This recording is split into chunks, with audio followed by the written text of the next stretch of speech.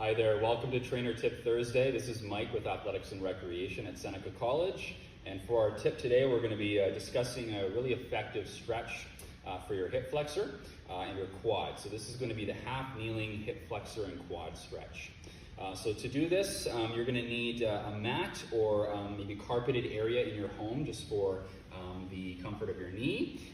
You're going to need either a bench or a piece of furniture like a couch. And then just place yourself near a wall if possible, or a supporting beam of any kind. So let's get started with the half kneeling hip flexor quad stretch. So to begin the half kneeling hip flexor quad stretch, place a mat on the floor just for cushion. Stepping down on the floor, we're going to begin on the right side, so your right foot is planted firmly on the floor. Your front leg is at a 90-degree angle. We're going to be using a beam here, but in any case you can use a wall or a piece of furniture just for balance. And what we're going to be doing is a traditional hip flexor stretch. You're stretching the opposite side. So if our right foot is in front, we're stretching the left hip flexor. So traditionally you will lean forward just a little bit until you feel the pull in the front of the hip flexor here.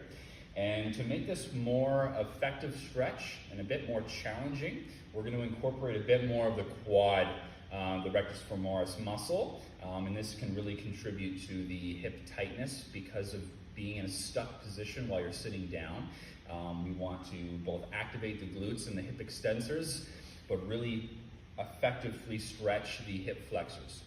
So using the beam for balance or your wall, you're going to lift your back leg up. If you're able to grab with the foot, you can hold that foot, lean forward, and don't just hold the foot, but pull towards you a little bit, and you will begin to feel that hip flexor stretch even more. Okay, so again, if you're unable to actually reach the foot because of poor flexibility or range of motion, you can use a bench behind you, and I'll show you that shortly.